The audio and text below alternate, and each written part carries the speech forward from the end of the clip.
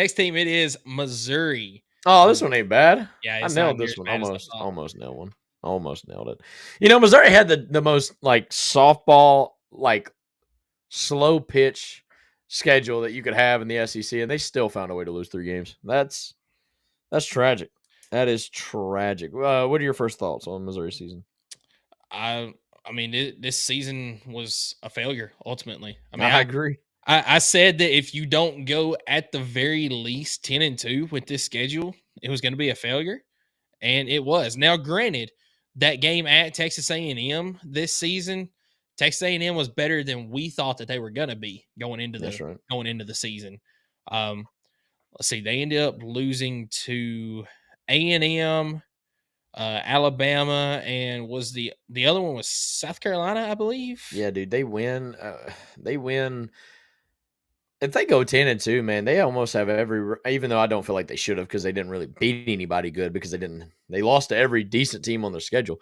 But I mean, they would have had almost every chance in the world to go, to the playoff. But they lost to A&M. A&M proved to be a decent team. And same thing with South Carolina. Same thing with South Carolina. So I mean, I don't think maybe Missouri was as bad as kind of we harp on them. But then again, when you only had to show up for 3 games out of your entire season, when every other team had to show up for almost all of them, you got to show up, man. And I felt like Missouri kind of didn't do that. I mean, in some of the games, I don't think they were competitive. Was it Alabama where they just got ran out? I can't remember. They got boat race. I think it was like 34-0. Or yeah, maybe, I can't do maybe that. And that was a home game, if I'm remembering correctly. So it was at Alabama. Was it at Alabama? Okay, yeah. My fault. My apologies. Yeah, all 3 of their losses were on the road.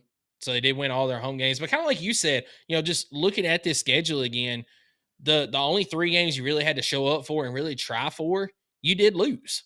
You won all the games that you're supposed to, but then the 3 games that as the week came to it, you were probably underdogs.